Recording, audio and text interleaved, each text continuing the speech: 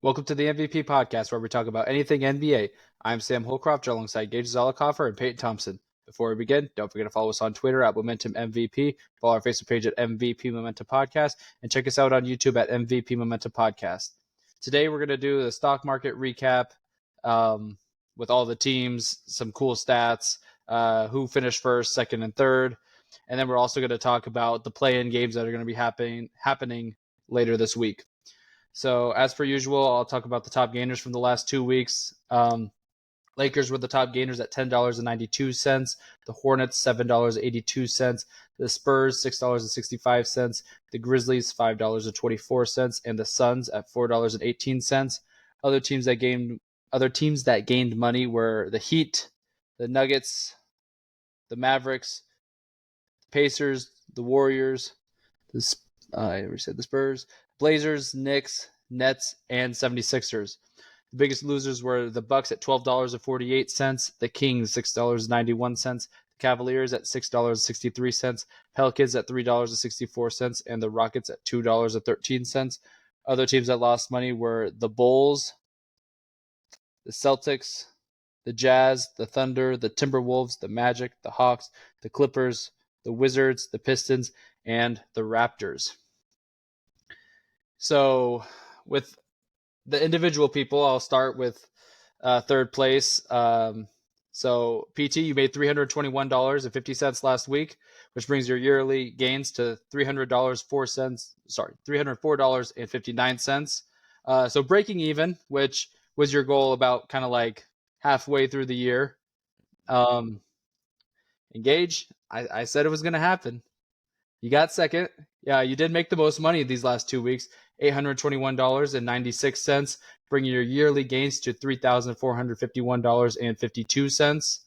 And then I gained second most money the last 2 weeks, $757.51, with my yearly gains, $3,683.66. So that's about like a $230-ish difference. So not as close as it was last year, but of course we had a totally different formula. So I guess what do you guys want to talk about first? What would you have done differently? What'd you like? What would you want to change? I don't want to okay, so here's the thing. I don't want to talk about like us like competing, but I do want to talk about what this actually tells you about the league.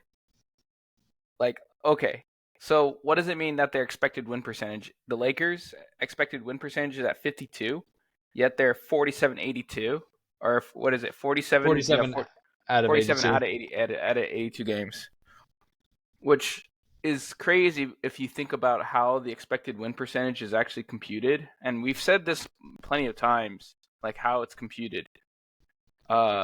It's the amount of points you basically score over the amount of total points that you experience in all the games summed up. It's just the summation of that, which says that overall, like the cumulative sum, like overall the Lakers aren't beating their teams by much. That's all. That's what it's saying. It's saying that the Lakers are basically escaping these games, which is kind of scary. If you're trying to think of title contenders. Now, one interesting thing we can do is we can look at, like, I think then you have the trajectories on like who stayed at the top, who was consistent all year. Like, that's something that's interesting here. You plotted the expected win percentages throughout the year. I'm kind of curious on like if you can get the Celtics. Yeah, their expected win percentage was almost 84%. But they also scored, let's see, that's 930 more points than their opponents, whereas the Lakers only scored 30. So yeah, they were winning games, but +1. Yeah, that's pretty scary. Like, and what can you see from that thing? What line was it for the Boston Celtics? Boston Celtics. That line, I mean, it was really that plot. If you can That'd you be see the closest to like a straight line, right? it's That's what I'm about guessing. it's this green line right here. Yeah. Yeah. So their peak was round 2 at $47, and their value was 36. Oh wait, no, it's probably what it currently is, 34. 34. So yeah, it So was really tough for them to make money. I think there's only a few rounds, and that's probably when they won every single game. mm-hmm. And then the Lakers were the ones that hit the top. Yep. The Lakers hit the top is because, I guess let's try to interpret this. The way we had the whole stock market, the Lakers went skyrocketing. The only way you can keep increasing is by beating that expected win percentage. Towards the end of the year, they were easily over that 50%, like over that 500 record. That's exactly what that is saying. So, how good? I guess, is it scary that the Lakers have a 500 expected win percentage, or is it scary that the Lakers have been climbing since they have an expected 500 win percentage? Towards the end of the year. Yeah. So with the Lakers, this is kind of a goofy trajectory because they finished with, let's see, that's $90.80 per share, and they started with 40. So that's a 225% increase in their stock. So if you remember at the beginning of the season, they'd win some games, but they weren't really blowing teams out by any means. They were winning by like 1 or 2 possessions, and then they would have a game where they just got blown out. Whether AD sits or LeBron was hurt or something. And then of course they won that in-season tournament, and you can kind of see it right here because they won right around this time frame. They dropped for 2 consecutive weeks, and they were also the biggest loser in that entire month. That was the worst month of their season, where I think they won like maybe 3 or 4 games in the span of that month, lost every other game, so they dropped. So that brings their expected win percentage, because I think they were like riding at like a 53-54% win percentage at the time of the winning the in-season tournament, and then it just drops down to like 45. And then they were always just kind of barely getting over that. Or I guess they had a good bounce back, and then they kind of barely over that, but then they were just crushing it by winning a lot of close games. And that's why they just skyrocketed, especially these last 2 weeks, or I guess last month, $64 to now 91, just in the last month. It's like this graph sort of shows like your retrospective like high during the season, like when you were basically hot, when you were feeling it, and what it's now like with the price. I guess the Lakers are now winning the close games. That's really what I'm seeing. They're winning the close games. They've been. Are you able to show their EWA or the expected, not EWA, expected win percentage? No, you don't have that. That's fine. No, I didn't say that. Yeah, but I bet you it hovered around 480, 520 the entire time. For the most part, with the exception of that kind of like stretch that I just kind of said where it got a little below and then even a little bit above before that. But so is it that the Lakers are still not? It's really tough because I feel like with this calculation, because like stock prices, Who? the Bulls. Wow. So what does that say about the Bulls? Like if we're thinking like, maybe the Lakers could make a little bit of a run here, are we thinking the same thing for the Bulls? The key is obviously having that sweet spot of a good expected win percentage, because their expected win percentage is at 45%. And they were just winning just enough games. They were, if I look at this, top gainer, where are they? They were the top gainer once, and they were in the top 5 3 times. Whereas, the Lakers, they were on the top gainers 9 times. So I think they just had a very favorable expected win percentage. And like I said all year, once you get into that like 30 to like $40 range for like a stock price, especially with a good expected win percentage, can skyrocket. So like the Lakers climbing and getting almost $11 a share this last week when they had like a 51. Yeah, I'll take that. That's so weird.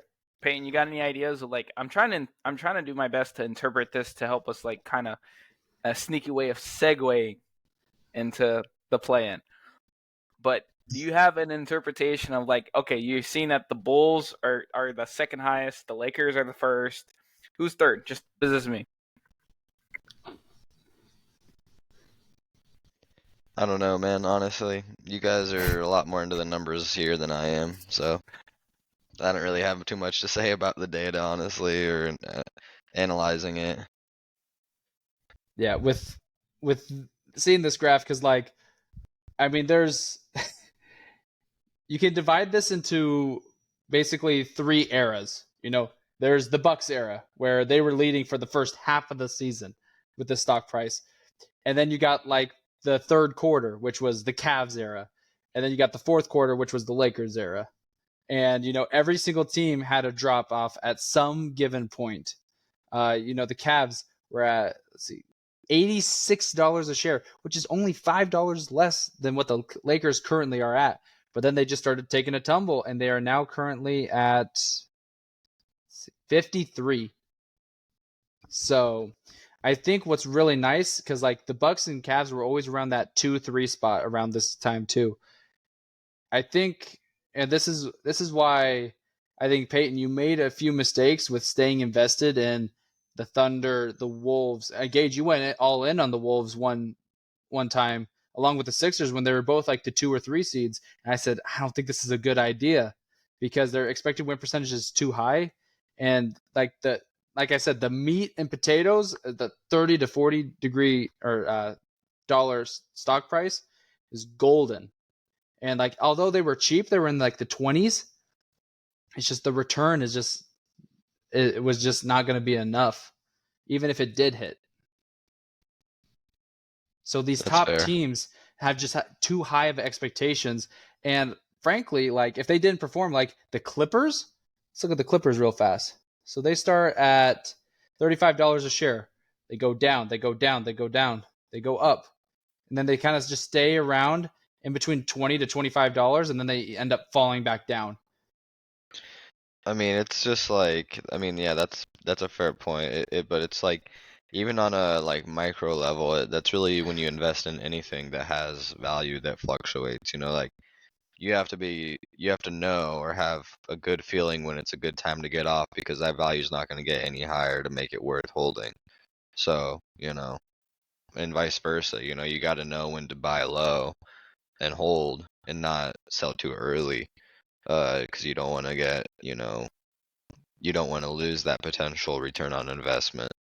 Um, so yeah, I mean, I think that's pretty fair, and that's kind of just like the whole basis of the game, right? Is you got to pick your spots and know when to get off, and you got to know when to buy. So I think that's fair. I think the other thing I would have done earlier in the game is I probably would have invested in a lot less teams. I think I would have invested, I think I started off really big, maybe with 10 or 11 teams or something.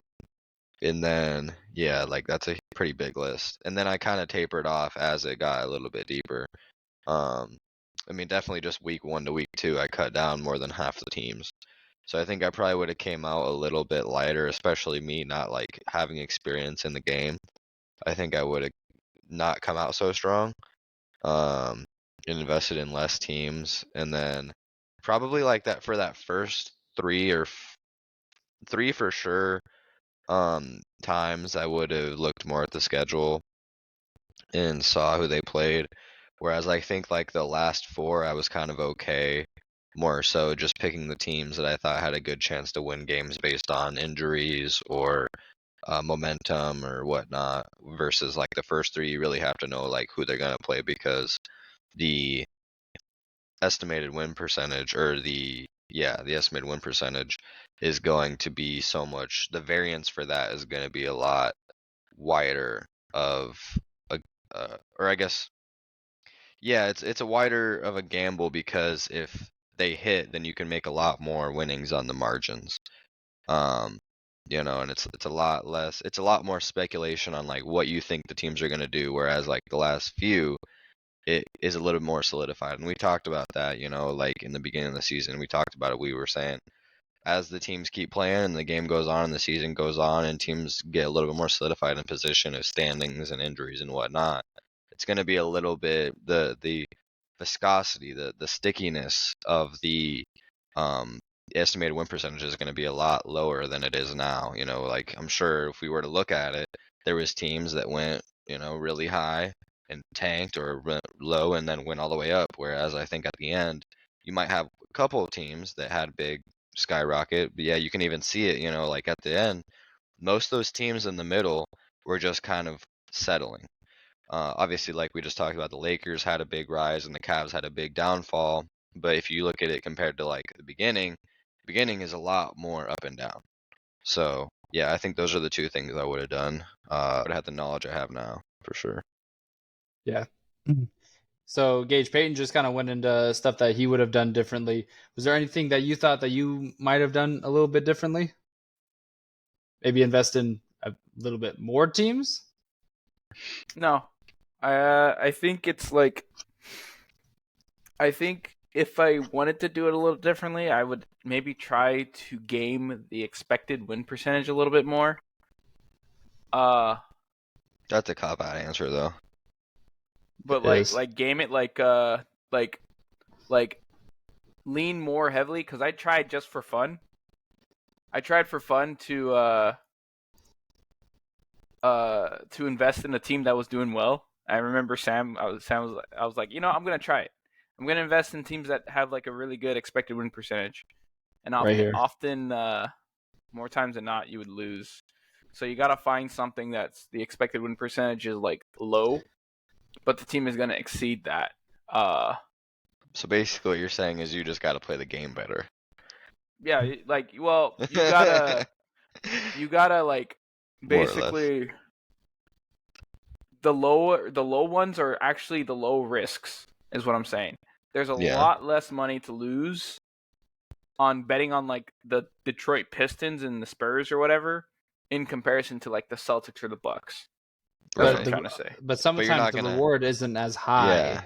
But you can it can still correlate, right? If it's a percentage and you invest all your stocks into that game, it's penny stocks, right? I can have 100 more. I can have 1,000. Like the ratio can be insane. I could have 1,000 Spurs stocks in comparison to like 50 Celtics stocks. And if I get a right ratio just increase, then I'm gonna make money. But that's just like, I mean, that's just the tough part of the game, is finding that balance. See, and that's where I feel like your kind of like ideology that you used last year and also going into this year is just a little difficult, because you could, I mean, Peyton obviously had like anywhere between, I think it was 12 to 16 teams invested in.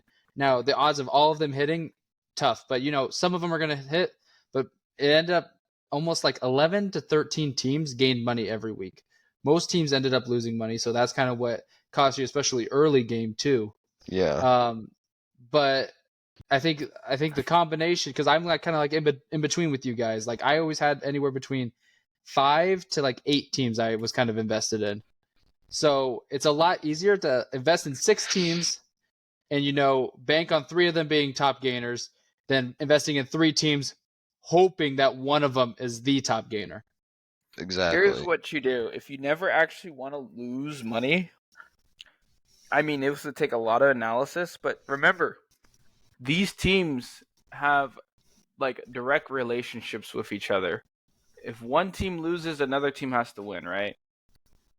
If you can trace that and say, okay, I know that if this team wins, then this team will get a loss. So you'd have to trace the trajectories through, and you can make money that way too. Lots of research.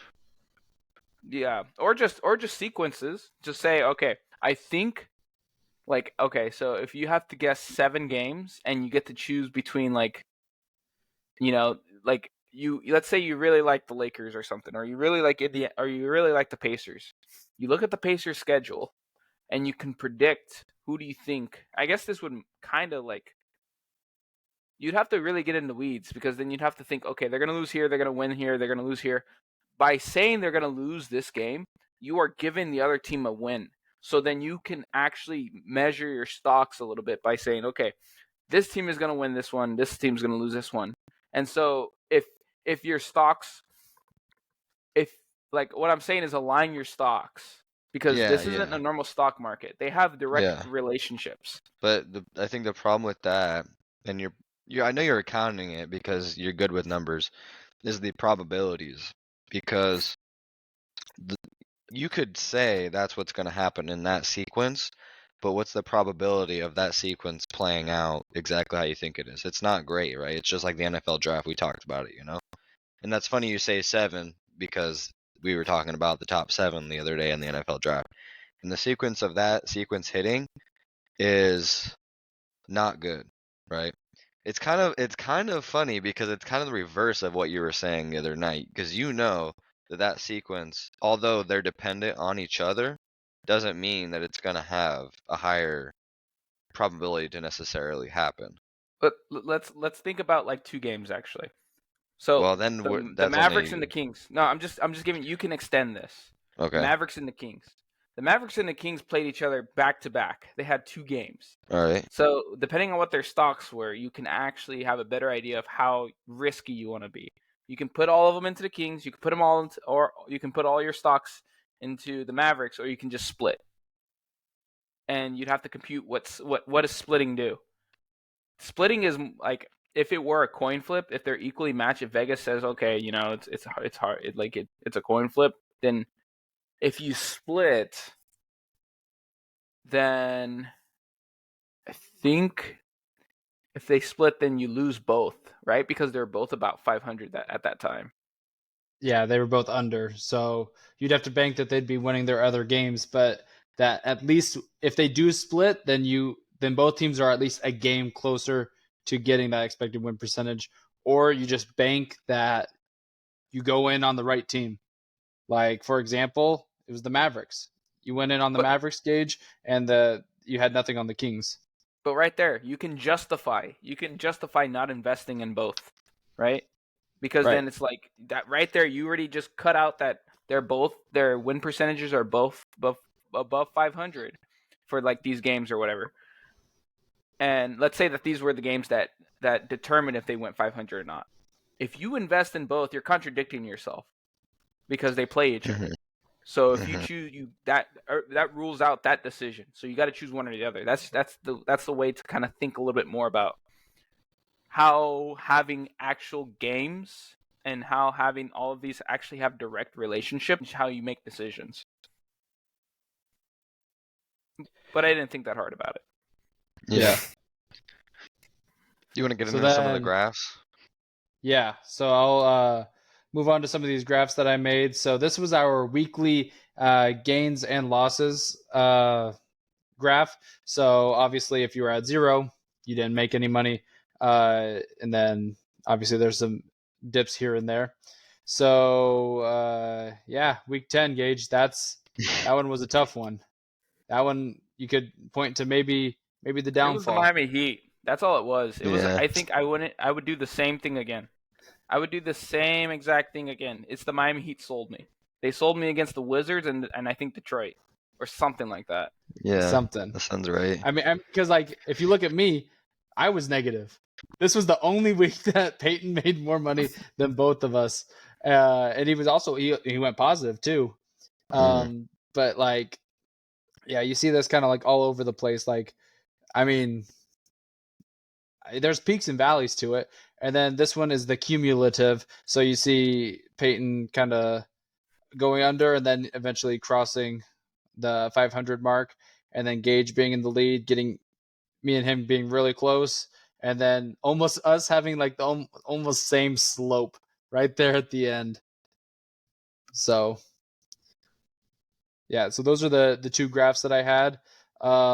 Real fast, I'm just going to go over the top teams that made us money. I asked this at the beginning of the year, what teams were going to make you the most money. I don't remember exactly what everyone said, but I don't think we were right. The Lakers were the top gainer for all of us. I was almost $1,400. Gage, almost the same, just like $5 less than me. PT, you had $300. You got $300 from them. And see, I had Cavs at $700, Bucks at $660, The Grizzlies made me almost $400. That's a team that you're like, why would you invest in the Grizzlies? They had Ja Morant for 10 games this year. Marcus Smart missed most of the season, so did Desmond Bane. They just ended up being in favorable positions and ended up making me money. Hornets, $350. Never would have thought. If you would have told me that the Hornets made me $350 at the beginning of the season, I would have said, why did I invest in the Hornets? I'd be confused on why they even made me money. Gage, pretty similar. You had the Bucks and Cavs as well. Grizzlies made you about $310, but the Rockets were fourth with almost $420. I think you only invested in them for 2 updates. So that's just The last one when was they like went out a that lot. crazy. Yeah. I think they gained in the span of that month $6 in the span of 2 updates. Like one was like 3.5, one was like 2.5. So it was insane. PT, the Rockets were second for you, 217. Spurs, 212. The Hornets were 217, and then the Suns were 177, which was a team that Gage and I didn't invest a lot in, and I don't even think they made us money. Teams that lost us the most money, Gage and I were the same with the Heat. I had the Clippers, Nuggets, Warriors, and Knicks.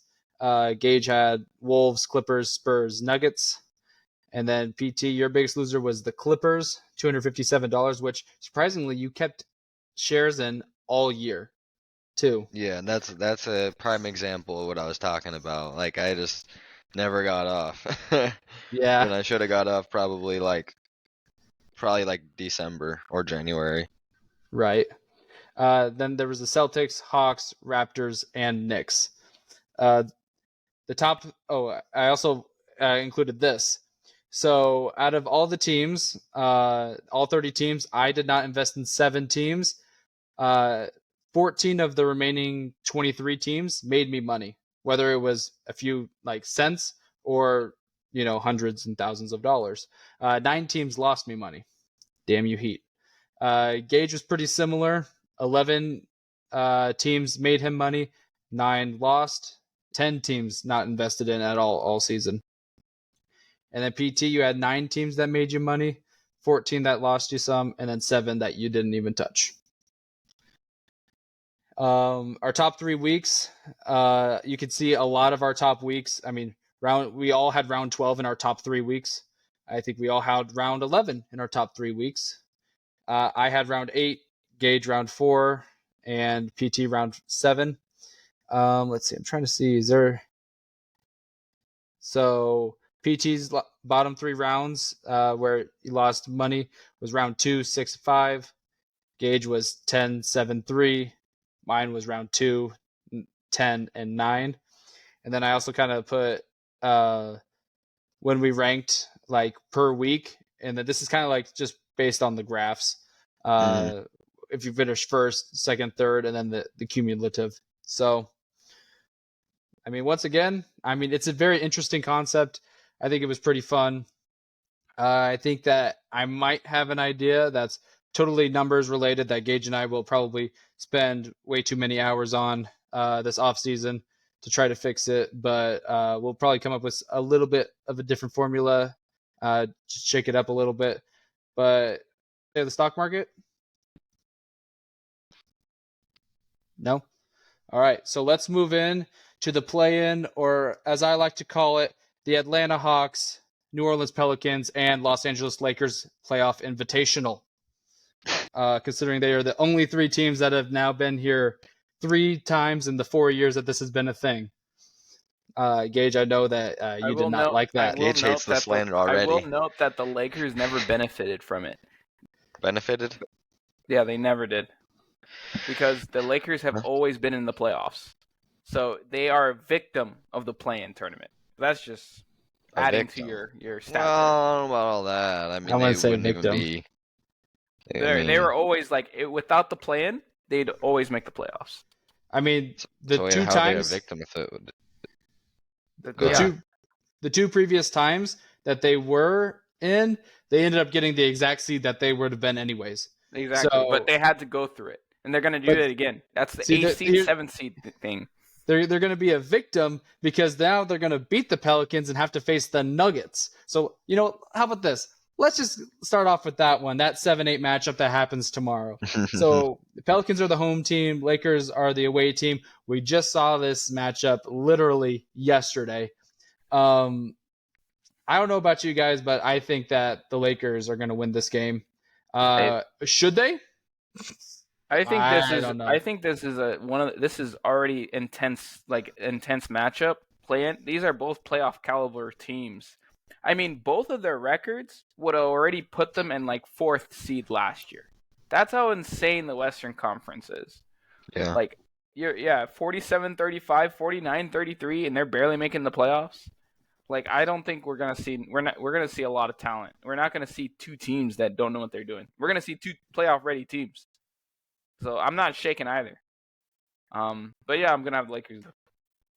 I don't know, honestly.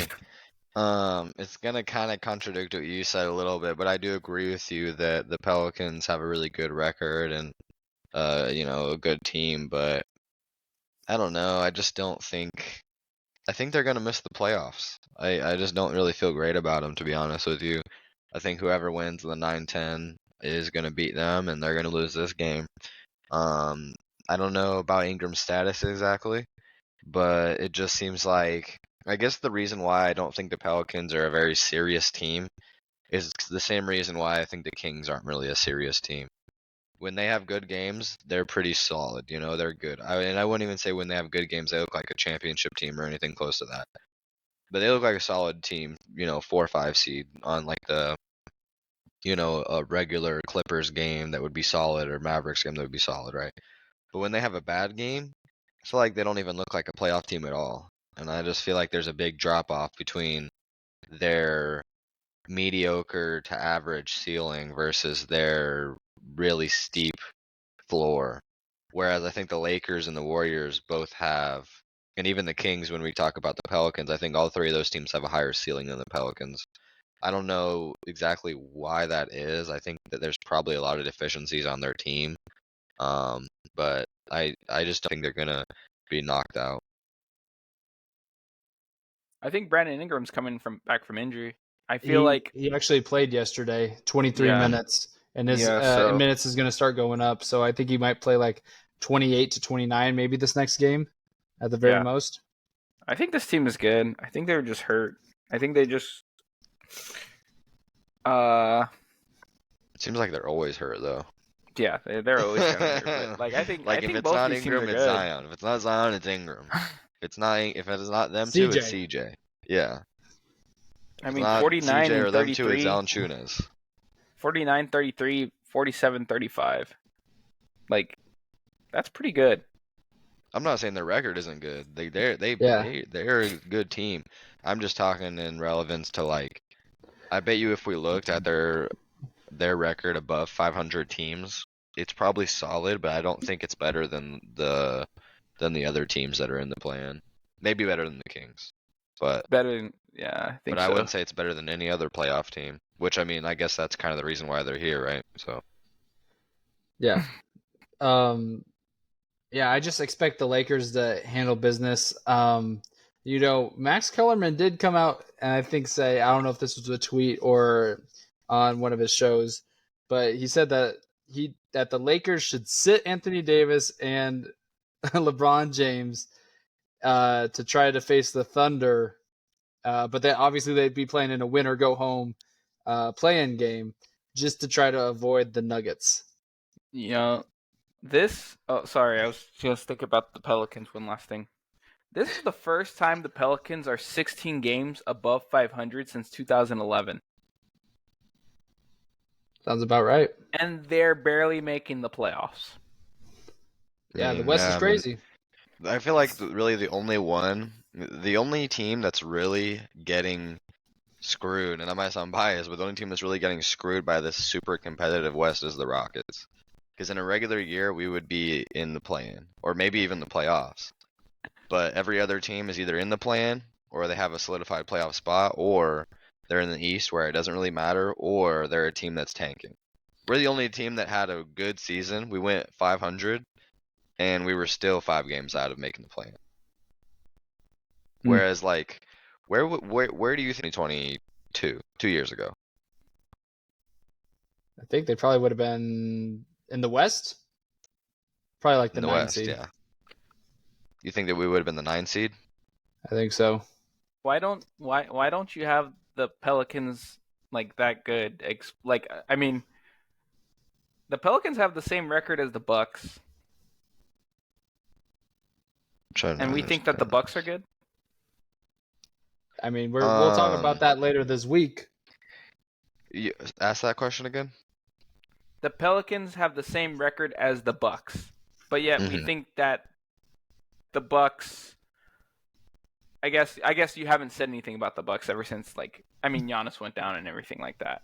But the Pelicans have the same record as the Bucks, but yet we think of the Bucks as more of a championship contender than the Pelicans. Why is that? I think that The they road. they have guys that have done it before. They've already been there, done that, won the whole thing before.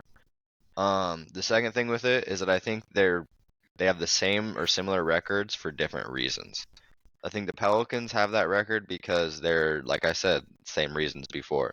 Whereas I think the Bucks, one, they're adjusting to a new roster, and two, the coaching, you could call it a fiasco all season.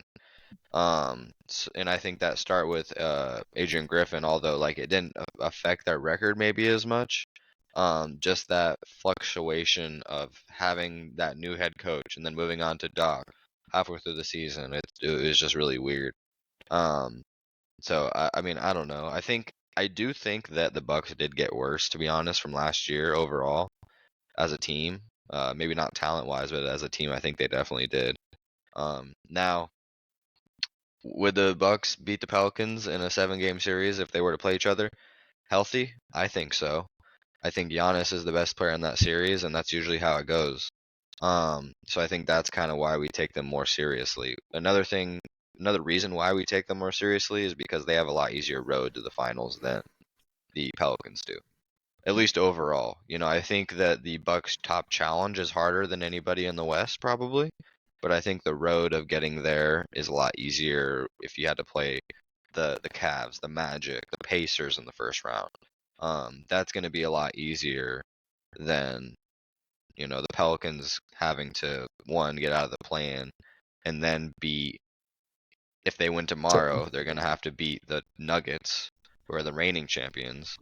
And then if they lose and then they win the go home or win game, they're going to have to play the number 1 seed in the West off rip. And then if they lose, they're out completely. So that's why I think I take them a little bit less seriously. But if you were to stack them up against anybody else in the East, not name the Celtics, maybe the Knicks, I would agree with you. I think the Pelicans would probably destroy. I don't want to say destroy. That's a little harsh. They would beat the Good Magic and series. the Pacers and probably the Sixers, maybe. Definitely the Heat, in my opinion. That might be a hot take. Or the Hawks and the who am I forgetting? I think I already said Pacers. Bulls. Anyways, they would beat all those teams in probably 5, maybe 6. So, but the Bucks, they got that experience.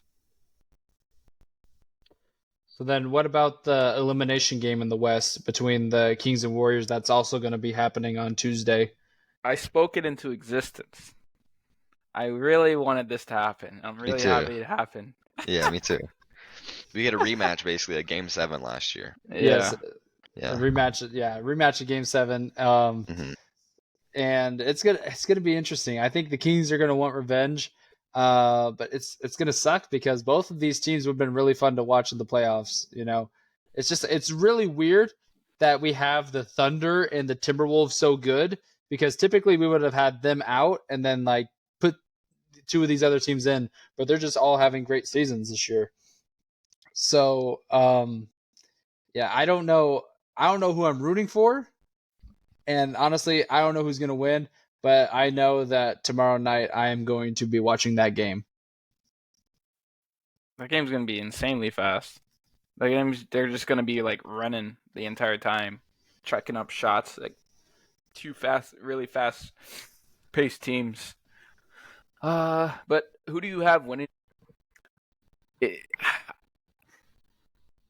How much has how much has the Kings have the Kings like improved since they played the Warriors last year? Is it that the Warriors are getting old, or is it that the Kings are getting better? So with the Kings, I feel like, and the stats may not back this up, but I feel like De'Aaron Fox has kind of taken a small step back compared to last year. Um, and Sabonis has taken a huge step up. He should probably be All NBA third team this year with how he's played. But we also just don't notice the fact that he is All NBA third team with how he's played too. So I don't think that the Kings have necessarily taken a full step back. But the Warriors, they had such a rough middle of the season. I mean, it's even though we kind of already said that, like, we can't look at this graph and like dictate on how good their stuff. Let's see. They're this yellow team. So they're one of the more stagnant teams on this line.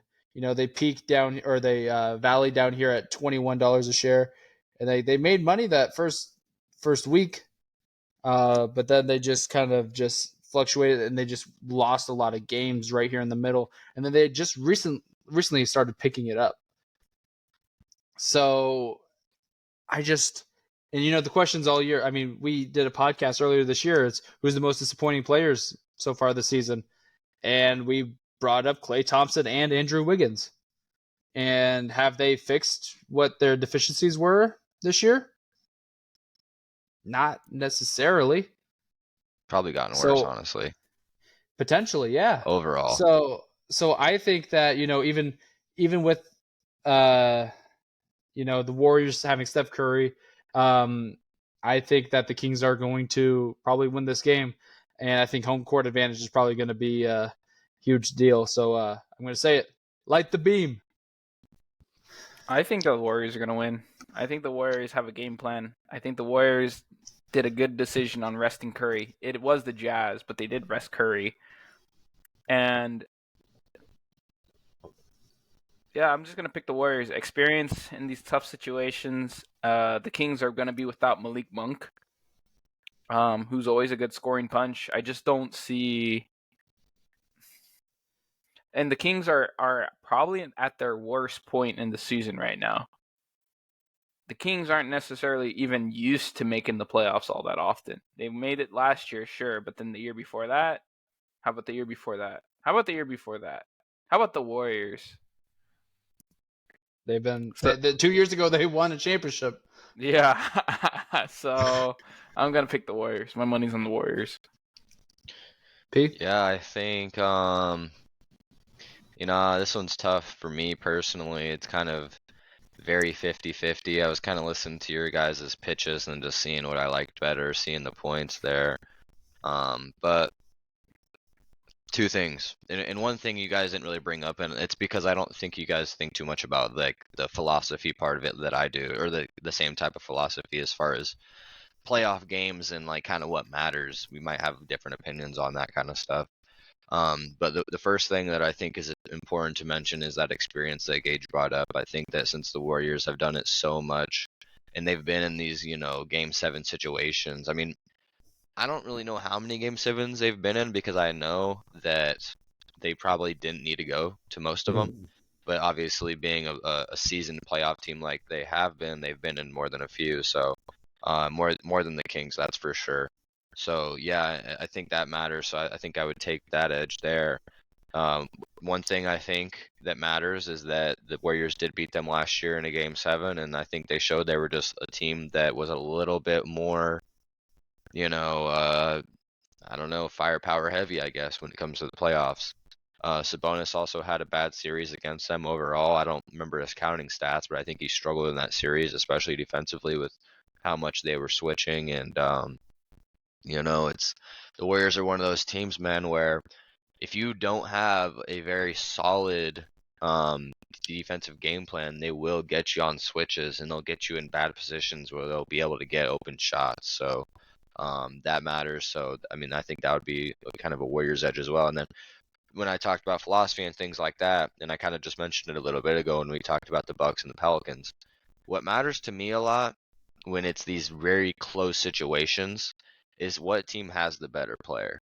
And in this situation, I think we can agree that the Warriors have the best player in the series.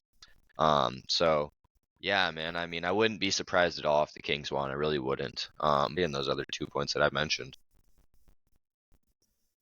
All right, so then you guys have the Warriors. I have the Kings. I think we all have the Lakers winning against the Yep. Pelicans. Yeah, but I wouldn't Okay. be surprised. Well, yeah, I have the Lakers Okay. winning, but the Pelicans. If Okay, if the well, Lakers let's wanted talk to about drop, let's tinfoil it. hat. It doesn't matter. Doesn't matter. Tinfoil hat. How scared are the Lakers of the Nuggets? Of the Terrified. Nuggets? That's it. They I'll lose. leave it They at lose that. sleep. They lose, Yeah, okay, that's the I'll leave it one at that. matchup they do not want, I think. If they, I personally will believe if the Lakers lose this game, it's because they didn't want to win the game. If they rested, that's what if they rest? we'll find Which they out. I mean, could. that's Did you what guys Max see the Kellerman said. report? Yeah, You saw the report, Gage? I think so. The one Yeah, about you know what I'm talking about. yeah, yeah. Where they might rest them. Yeah, Yeah. Yeah. Which So- would be Is that some serious? major like Scary. borderline tampering, I feel like. You know? They might I they mean- might lose a second rounder for that. But I but don't also think so. like here's my opinion on that theory. I think it's a terrible idea because if you basically purposely lose, because that's what you're doing, and then let's say, I mean, really, you don't necessarily want to play the Kings or Warriors, but imagine if it's the Warriors in this scenario. Do you feel great about playing the Warriors either? Like, I don't think- sure, you would feel okay about it, but I'm personally not really wanting to go on a Game 7 win or go home game against Steph Curry. I'm just not really trying to do that. I'm not trying to put my team in that position. Yeah, I don't think that they would want to do that anyways. But the It's just reward risky. of facing the Thunder, the like not super like inexperienced, but like I mean, you got LeBron and AD who have won a championship. You got great role players, but like they just match up so much better. The reward is more worth it than facing the defending champs on somewhat of a hot streak. Like The reward this is was worth it, but you'd have to this make was the sure worst that draw you for win the that Lakers, next too. game. The Lakers are on a hot streak too, though. So I guess would like you take the do Lakers they hot feel streak like or a Nuggets hot streak? they're both pretty hot. And if I here's the thing, the Lakers are a great team. They're not a well managed team. That's just how it is. I mean, we would The all take the Nuggets Nuggets in a are 7-game both. series right now. Yeah. That's all it really comes down to, you know? I'd take it in But if take it them was in a the 1-game Thunder- series. Either way. If it was against the Thunder, I could legitimately see them upsetting the Thunder. I could very well see that happening because the Thunder don't have good size. And that's the one thing the Lakers can take advantage of. And as good as Shai is, I don't think Shai is going to be able to put up 45 points a game to be able to make up the difference of the size disadvantage. I think that's probably the matchup they want. If only they could have, the Thunder could have lost yesterday, because the Wolves also lost, I think, or maybe they won. Basically, what I'm saying is if they could have just been the number 2 seed, that would have been perfect for the Lakers. But it's not how it went down. So now you put yourself in a position where do you want to set yourself up to potentially lose to get a better positioning? Maybe, but I don't really think it's something that happens all that often in the NBA. I don't think in this kind of, like, for example, I don't think teams necessarily try to lose games to get a better matchup in the playoffs in the first round. I just don't think it really happens. I don't think it happens because there's if so you can many. control it.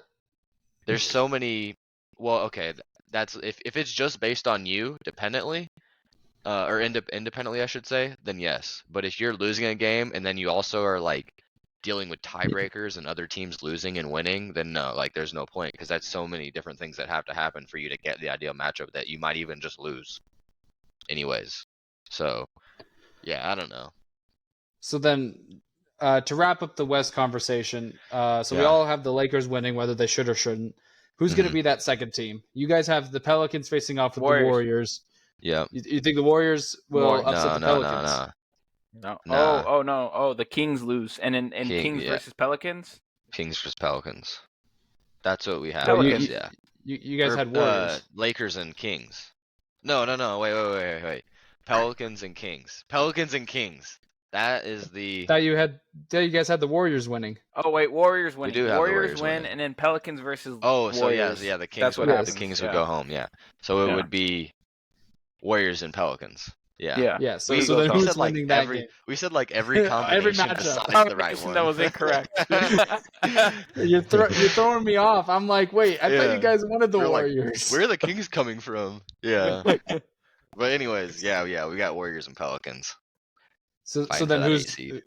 who's gonna come out on top then? You guys already know what I'm gonna say. You know how I feel about the Pelicans versus a team gonna that's say- vetted. I think the Pelicans are coming out of that one. Right? If that's the matchup we got, I think I'm coming out with the Pelicans too. Wow. It's too. Who on that Warriors team can you trust right now? That's not named Steph Curry. In what way? Like Because I can you trust. have a certain expectation. Like I mean, is Klay Thompson's expectation the floor? Like, because it shouldn't be in a win or go No. home game. No. You expect Klay to be Klay. I expect him to be middle Clay. I don't expect him to be giving me 30, but I don't expect him to give me 8 either. I expect him to give me 15 on decent efficiency. Same thing with Wiggins, maybe a little less, better defense in the playoffs. Warriors I are expect going him to home. give his season average. What's his season average? That's what I expect. I expect him to be the same Clay he's been this year. It just, I don't know. It's think that's really why tough. Rough. Any two of these 4 teams could realistically make the playoffs, and any of these 2 teams could miss just because of how close all Yeah. these teams are. It's And tight. all of these guys have a guy that you can point at and be like, he's the reason we made it in or through this play-in. I don't agree with that. I think You don't the think Zion, Pelicans are just LeBron? too beefy. No, I think the Pelicans are too Sabonis? beefy for him. I think Steph? every team has that except the Pelicans. I think the Pelicans have 3 or 4 guys that they can depend on, whereas each one of these other teams have a guy or 2 definite guys. Like realistically, who on the Pelicans is an actual all-star caliber player this year?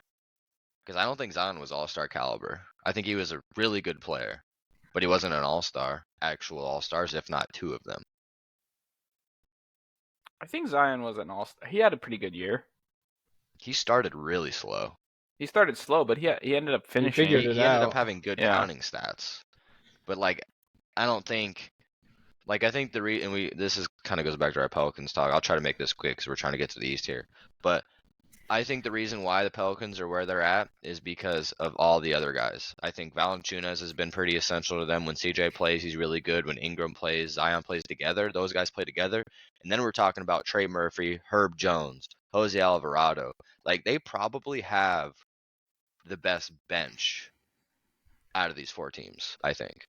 I think that's why they're here. I think if they didn't have the bench they had, they'd probably be a little bit better than the Rockets. They'd probably be like 44 wins. They'd be the 10 seed instead. I will say Zion is averaging 23, 6, and 5 off of 57% shooting, which is 20th highest scorer in the league this year per game. Yeah. So could have been all-star, but had that slow start like you mentioned. Yeah. I think the Pelicans really want this though.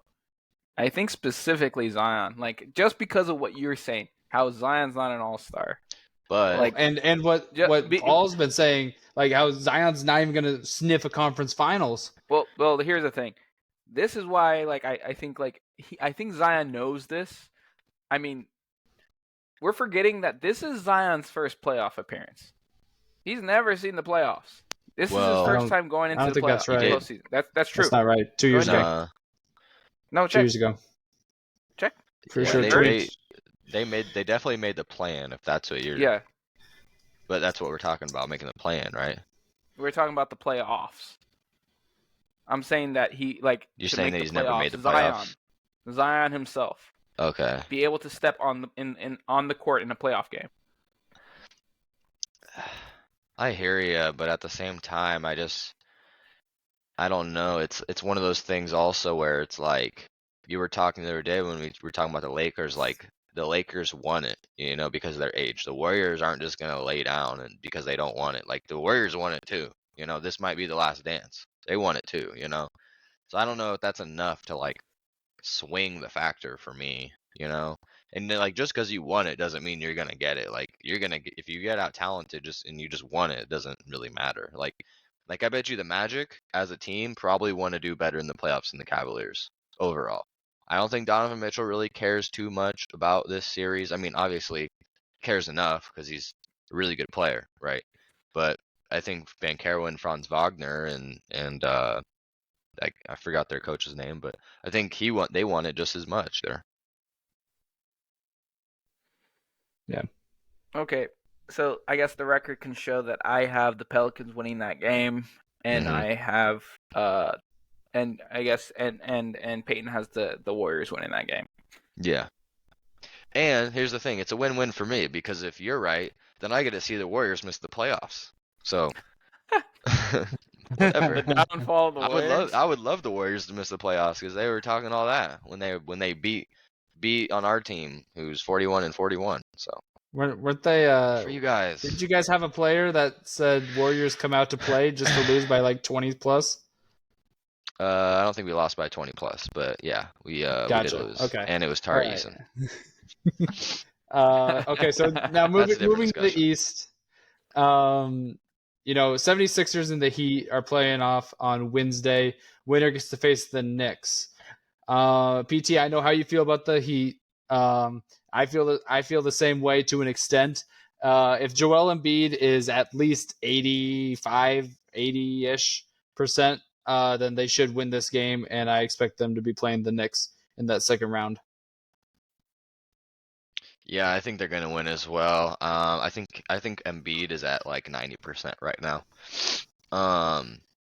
Just based on his last 7 games, I think he is. I'm not gonna say I would be necessarily surprised if the Heat won, but I just think it's one of those things where you can only have so many, inspiring runs in you, and put yourself in this kind of position over and over again, and one of those times you're gonna lose. And I go back to the same philosophy. Joel Embiid is just the best player in this game, and so if he wants to be dominant, he needs to be dominant. Don't say it, and if he's not, then I guess he really just isn't a playoff player.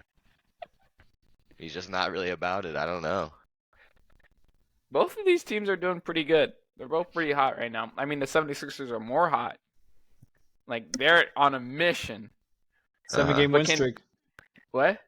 7-game win streak, I believe. It's 8-game win streak. These guys are going nuts. They are furious. I don't they're think in this the position. Heat are that hot. The Actually. Heat are 7 of last 10. 7 of 3 last 10. It might be 11. I'm showing in the last 5 games they're 1-4. Oh, I got 7. I saw 7. Oh, of 3 my last bad. I'm 10. looking at the opposite. I'm looking at the opposite side of it. In the last 2 weeks, they are 5-3. Mm-hmm. I got So that. they're doing pretty good. I mean the 76ers. Would you consider that hot though? I mean, I would just consider that a good. I mean, that's their win percentage on the year. So that's not hot. No, it's not really. If you're writing your win percentage, that's not hot. It's not hot. And you just lost to Philly on the 4th. So you got Philly. Philly's out on a mission. Can Philly win the championship? If you're thinking they're gonna go this way, let's go even further. No. Okay, I'm gonna say this. No. I think the Knicks are in trouble if the Sixers win this game. If Everyone's in trouble. The Sixers win this game? If the Sixers win this game, the Knicks are in trouble. The Bucks without Giannis, they would need Giannis not only back and 100% in order to make this a competitive series. Like, I think it's either the 76ers lose this game, lose to the Celtics in 6, or miss the playoffs in entirety. But I feel like the 76ers got dismantled by Jimmy in the same kind of position. Like, was it last year? 2 years ago? I don't believe so, no. The 76ers and Heat, that series, yeah. Is that the Heat dismantled them. Took them. Yeah, it was last year. No, was it last? No, it wasn't last year. No, it wasn't last year. One of these years. I mean, I either feel like way, one it of these was a long series. time ago. I don't know if it Yeah, the teams are means that different now. much. Maybe a little bit. But I don't know. I mean, Heat do have a solid roster. They definitely do. They got Terry Rozier in a trade. That was a good pickup. Jimmy's still there, obviously, and Bam's playing well. Um, Tyler Hero's back from injury, been back for a couple weeks, so they have the roster to do it. And I actually think the Celtics would be more scared to play the Heat than the Sixers in the first round, actually. Or I guess it would be in With the how second. that's It would be in the They would have to. The Sixers would have to win, and then Heat would have to win the second game. But right. I think they would rather the Heat win that matchup, so they could play probably the Sixers. Really, I do, because they already know what happened last time they played at a much higher scale, and that was only what, last year, right? Am I last getting that year, right? yeah. Yeah, Yeah, they that was faced only off in the last conference year. finals the last 2 years, and That they series both was. they went 7 games, both series. It went 7 games, but I don't know if it really should have, because the Heat came out what, 2 or 3-0. 3-0, Like 3-0, it probably should 3-3, have been and more of a then 5-game series. yeah, but the Heat also, I mean, in those 3 games, got blown out twice too. So like, it could have been like, it's just there was two types of teams that could have shown up either night. Because like, honestly, I don't really think that there was ever really a good game except for I think one, and I think it was game 5 or 4. Yeah, that was a weird series in general. Yeah, it was just there was I remember watching some of those games and I was like, yeah, this is not a good series. I'm surprised this is a ECF. You know what? Actually, I take that back. I think that getting Drew Holiday and getting Kristaps. Porzingis matters. Yeah, Yeah, I think that I don't makes the series a little different. I don't think that they're scared of their first round matchup. Frankly, I don't think they're scared of their second round I matchup. don't I think they're think really it's scared of anybody, honestly, I think I unless the think Bucks are healthy. if the Bucks are healthy, or I feel like maybe the Sixers or the Heat in the ECF. If they get Maybe those are hot, the only yeah, if they get hot, yeah, and yeah, win 2 series. Like if the yeah, Sixers yeah. win this game and then like sweep the Knicks and then beat the Bucks or the Pacers, like that could be scary. Well, they would play Here's the So something. Cavaliers and Magic, wouldn't Here, they? here's a statement. I just in the want to second say round. that Yeah.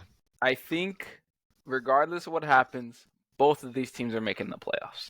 I agree. I think yeah, we So can why agree. why are We can pencil stressing? that one in, I think. And if the Heat lose 2 in a row or the Sixers lose 2 in a row, shame on them. Shame on them. Yeah. Shame on them to losing against the Bulls or the Hawks. But I Because will those say teams not good. so we kind of got those two teams penciled in. But real fast, who do you think's winning that elimination game? Because I do think I will say if it's the Hawks Heat, maybe there's a chance because Trey's healthy. Trey's playing, correct? Trey has been healthy. I guess. Yeah, Well, he's for like a week. for for a like week. Yeah. When did he get hurt? They have a He's healthy been out. roster. He was out They for have like a a healthy month. roster. They have a healthy roster. I think that if they play the Heat and the Heat want to mess around, The Heat want to then mess around. Who's gonna guard Bam Adebayo? They switch centers every single like game. Like who is there? Like Onyeka? Is it We're not beating Onyeka? the Heat. Is that the No. guy? Onyeka Onyeka or Clint. Yeah. I'm just gonna cut it straightforward. We have both these teams. We have the Sixers and Heat both making the playoffs. So whatever team we choose is gonna lose to that team. I think the Bulls are gonna win it because of one man, DeMar DeRozan. I think thought you were that gonna say he Lonzo has the Ball. most experience. Huh? I thought you were gonna say Lonzo Ball. Sorry, it was a Anyways, bad joke. so I think that DeMar DeRozan is there. I think the game is going to be decently close. I think Trey's going to do his thing, and everyone else is going to play well in the Hawks. Jalen Johnson will be pretty good, but I also think Kobe and Io can be pretty good. And I would just had a brain fart because I thought Kobe or Io were out for a while, but they're probably healthy now. But anyways, yeah, I think the Bulls guys are going to play pretty well, but I think when it comes down to when you need a bucket, I think DeMar DeRozan's going to end the game and probably have like the last 6 or 7 points for the Bulls and probably seal it. And then they're probably going to get decently mission game. Yeah. All right. So is there Anything else we really need to discuss regarding the play-in? No, I think just kind of briefly wrapping this up here, just my general thoughts on the playoffs and just everything. I think this is going to be really interesting playoffs, especially in the West. I'm really excited for the Clippers Mavericks series. I'm really excited to see what the Young Thunder and Timberwolves do in these two series against some veteran teams. Unless I guess against veteran teams because they're going to be veteran teams, I guess, unless because they could play the Lakers or the Pelicans, right? So, yeah, I think it's gonna be really interesting. I'm interested to see the Suns, Katie and Booker, how they're gonna do. See if the Nuggets can keep that playoff momentum. And then as far as the East goes, I mean, I think it's a little bit less. I guess I don't know. Less interesting. I don't want to make it sound like I'm not interested, but just a little less, The hype, East? I guess. The East is going to be Yeah. interesting, bro. No, it's not going to be I interesting. think It's going to be like interesting. I mean, I'm pulling for Tyrese. That's my boy. I love the Pacers. Don't know in hindsight if they would still make that Pascal Siakam trade, to be honest with you, because I don't think they got any better with him, at least in the regular Only season. someone told you that. But I think the Celtics. It's got to be the Celtics road, and you got to break through them. So yeah, we'll have to see who can do it. I don't think the Knicks are seems going to be like- able to, or really any other team besides maybe the Bucks if they're healthy. I was going to crack a joke about you said you have to break through them. Something about, being easily breakable, joke kind of thing about Roads Well, are we made out never of know, glass. in the playoffs too, what if a catastrophic injury happens in the first round to Tatum or Brown or Porzingis was Or what pretty if it doesn't? likely. Well, And they then just lose.